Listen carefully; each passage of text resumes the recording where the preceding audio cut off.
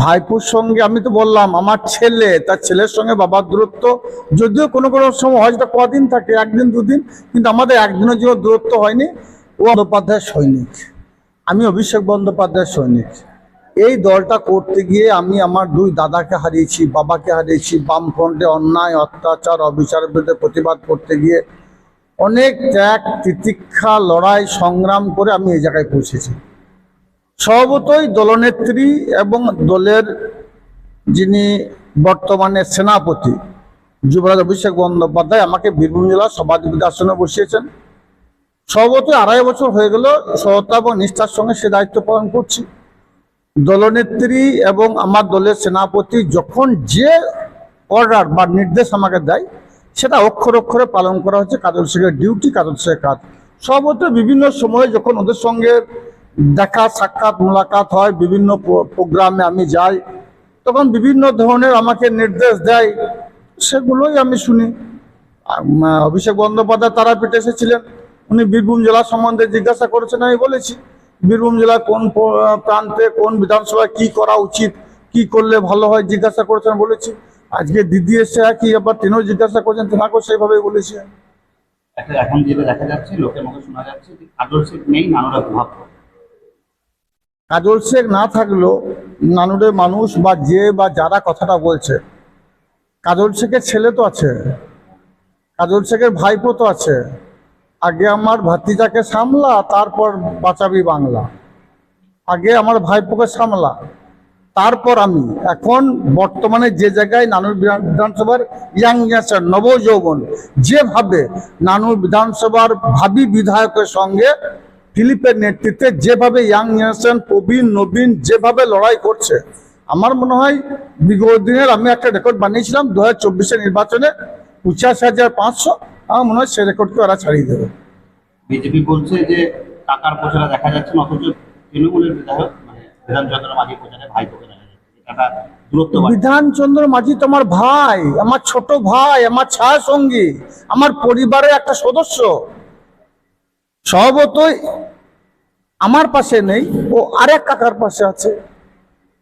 আমি ওর বাবা, তাহলে আরেকটা বাবার পাশে আছে। দুদিন পর দেখবেন সবাই চট্টগ্রামে গিয়ে যাব, সেখানে আমার আরেক দাদা আছে। স্বভাবতই আমাদের তৃণমূল একটা পরিবার, আমরা সকলেই তৃণমূল পরিবারের সদস্য। আমাদের টার্গেট মমতা বন্দ্যোপাধ্যায়কে বাংলার মসনদে বসানো। যেখানে যেখানে যাওয়ার প্রয়োজন, যেখানে যেখানে থাকার প্রয়োজন, আমার পরিবারের এই বামফ্রন্টে অন্যায় অত্যাচার অবিচারের বিরুদ্ধে প্রতিবাদ করতে গিয়ে আমি আমার দুই দাদাকে হারিয়েছি, আমার বাবাকে হারিয়েছি। ফিলিপ সে তার বাবাকে হারিয়েছে, কিন্তু আমার পরিবারের রক্তে মিশে আছে রাজনীতি। আমরা অন্যায় অত্যাচার অবিচারের বিরুদ্ধে প্রতিবাদ বিগত দিনেও করেছি, এখনো করছি, আগামী দিনেও করব। আমরা বামফ্রন্টের সেই রক্ত পিচ্ছিল পথ অতিক্রম করে এই জায়গায় এসেছি। আমার পরিবারের প্রত্যেকটি সদস্য তারা মমতা বন্দ্যোপাধ্যায় অভিষেক বন্দ্যোপাধ্যায় চলার পথ এবং আদর্শ অনুসরণ করে চলে। এটা আমার মায়ের কাছ থেকে আমরা প্রেরণা পেয়েছি, স্বভাবতই ফিলিপরা ওর দিদিমায়ের কাছ থেকে প্রেরণা পেয়েছে। স্বভাবতই আমার পরিবারের এই জন্ম থেকে তার পরের জন্মে যারা আসবে, তার পরের জন্মে যারা ছেলেরা বড় হবে, তারা সবাই মমতা বন্দ্যোপাধ্যায় অভিষেক বন্দ্যোপাধ্যায়ের সঙ্গে থাকবে। ওই পরিবারটা মমতা বন্দ্যোপাধ্যায়কে আমরা মা বলি, অভিষেক বন্দ্যোপাধ্যায় আমাদের অভিভাবকের মতো। স্বভাবতই আমার পরিবারের প্রত্যেকটি সদস্য তাদের শরীরের এক ফোঁটা রক্ত, এক বিন্দু রক্ত অবশিষ্ট থাকা পর্যন্ত অভিষেক বন্দ্যোপাধ্যায় মমতা বন্দ্যোপাধ্যায় লড়াই করেছিল বিগত দিনে, এখনো করছে। আগামী দিন আমার পরিবারের সদস্য যারা হবে তারা লড়াই করবে। যেহেতু হাসন বিধানসভা কেন্দ্রে ওখানে আমার পরিবারের কি সদস্য আছে, আমার ভাগ্নে ওখানে আমার কাছে আছে, সে আমার হয়ে লড়াই করছে। এখানে আমার ছোট ভাই বিধান মাঝি, ওর হয়ে আমার ভাইপো ফিলিপ লড়াই করছে, লোহেড লড়াই করছে, আরও নানুরে এর যা সহযোগিতা সহকর্মী সকলকে নিয়ে লড়ছে। স্বভাবতই বীরভূম জেলার যে কোনো প্রান্তে যেখানে মমতা বন্দ্যোপাধ্যায় আমাদেরকে বলবে, সেখানে গিয়েই বুক চিতিয়ে মমতা বন্দ্যোপাধ্যায়ের হয়ে অভিষেক বন্দ্যোপাধ্যায় হয়ে আমরা লড়াই করব।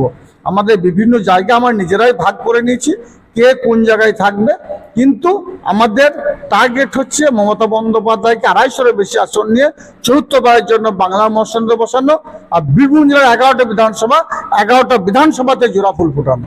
ভাইপোর সঙ্গে কাকার দূরত্ব নেই বলছেন। ভাইপোর সঙ্গে আমি তো বললাম, আমার ছেলে তার ছেলের সঙ্গে বাবার দূরত্ব যদিও কোনো কোনো সময় হয়তো কদিন থাকে, একদিন দুদিন, কিন্তু আমাদের একদিনের জন্য দূরত্ব হয়নি। ও আমার জান, আর ও আমাকে ছাড়া বাঁচবে না, আমি ওকে ছাড়া বাঁচবো না। আপনি বললেন যে রাজনৈতিক ম্যাচুরিটি হয়েছে অনেক মন্তব্য আর কি। অবশ্যই অবশ্যই, কারণ আমি নিজেও ভাবতে পারছি না যে নানুর বিধানসভা নানুরের মতোই শক্তপোক্ত জায়গা। অবশ্যই নানুরের ভিত খুব শক্তিশালী আছে, কিন্তু নানুর মানেই বুঝতে পারছেন যে এখানে যারা বসবাস করে, যারা তৃণমূল সংগঠন করে, সকলেই দুধে রাজনীতিবিদ। সেই দুধে রাজনীতিবিদদের সঙ্গে ঘর সংসার করাটা অত সহজ ব্যাপার নয়। সেখান থেকে ফিলিপ মাত্র কিছুদিনের মধ্যে নানুর ব্লকের যুব সভাপতি হয়ে নানুরটাকে যেভাবে কন্ট্রোল করছে নানুর বিধানসভাকে, তার জন্য সত্যি ও তারিফে কাবিল। বিধান মাঝি বলছে যে আমার দরকার নেই, হাজার হাজার কাজল শেখ আমার হয়ে ভোট করুন। অবশ্যই বিধান মাঝি ঠিক কথাই বলছে, কারণ বিধান দেখছে এখন আর কাজল শেখের দরকার নাই, কারণ বিধান মাঝির ছায়া সঙ্গী হিসাবে আমি ছিলাম ওর দাদার মতো, কিন্তু ও এখন নানুরে আমার সঙ্গে থেকে আমার মতো হাজার হাজার কাজল শেখ তৈরি করে নিয়েছে, হাজার হাজার কাজল শেখ নানুর মাঠে তৈরি হয়ে গেছে। তারা সবাই মিলে বিধান মাঝির হয়ে ভোট করবে, কারণ আমরা সকলে একটা পরিবারের সদস্য, আমরা তৃণমূল পরিবারের সদস্য। আমাদের মধ্যে কোনো বিভেদ নেই, কোনো দ্বন্দ্ব নেই। আমরা সকলে কাঁধে কাঁধ মিলিয়ে পায়ে পা মিলিয়ে 26 সালে মমতা বন্দ্যোপাধ্যায়কে চতুর্থবারের জন্য বাংলা মহাসংঘ দেখতে চাই। এটাই আমাদের সকলের ইচ্ছা, ঐকান্তিক প্রচেষ্টা। বীরভূমে করা ছিল 11-11 এ বিষয়ে দ্বিমতের কোনো অবকাশ নেই। বিরোধী জায়গা পাবে না। বিগত দিনেও পাইনি, 24 নির্বাচনেও পাইনি, আর আগামী দিনেও পাবে না। দূরত্ব থাকলো না। ছেলে বলে সম্বোধন নয়, আমি ছেলে, একটা বাবা। বাবা হয়, দূরত্ব কোনোদিনই হবে না, কেউ চেষ্টা করলেও হবে না। বিজেপি বলে সুবিধা হবে, তাহলে সুবিধা হবে না। কারোর কোনো সুবিধা হবে না, কোনোদিন দ্বন্দ্ব ছিল না, থাকবেও না, আর বাবা ছেলে কোনো দূরত্ব কিছু হবেও না। টাকার প্রচার হয়ে যাবেন, মানে আপনি তো অবশ্যই যাব।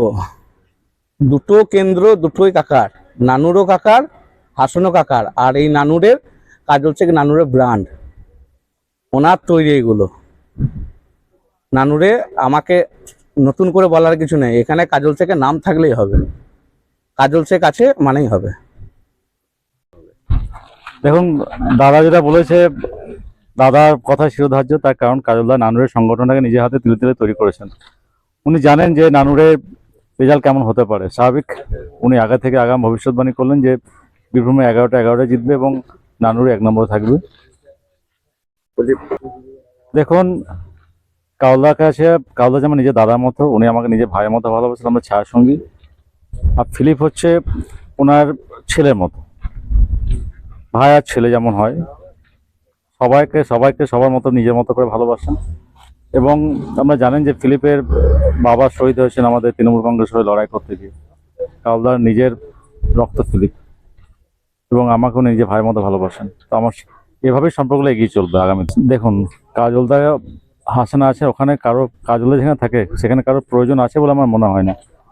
যেহেতু এখানে কাজলদা নেই, তা কাজলদা অবর্তমানে কাউকে তো কাজলদার প্রতিনিধি হিসেবে থাকতে হবে সেখানে, সেই জন্য ফিলিপ আছে আমার সাথে, এবং আমরা দুজনে মিলে নানুরের যে কাজলদার টিম সেটাকে নিয়ে এক ঐক্যবদ্ধভাবে আমরা মমতা বন্দ্যোপাধ্যায়ের আদর্শ, অভিষেক বন্দ্যোপাধ্যায়ের আদর্শ, সেটা নিয়ে লড়াই করছি। কত নাম্বার দেবেন রাজনীতিক হিসেবে ফিলিপের?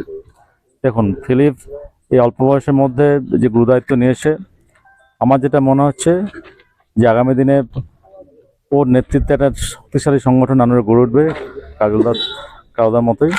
যেহেতু কাজলদা হয়তো হাসানে বিধায়ক হয়ে গেলে তখন অতটা সময় দিতে পারবে না, এবং আমরা টিম হিসাবে কাজ করে নানুর কাজলদারই থাকবে, কিন্তু কাজলদার অবর্তমানে আমরা একটা শক্তিশালী নানুর উপহার দেবো।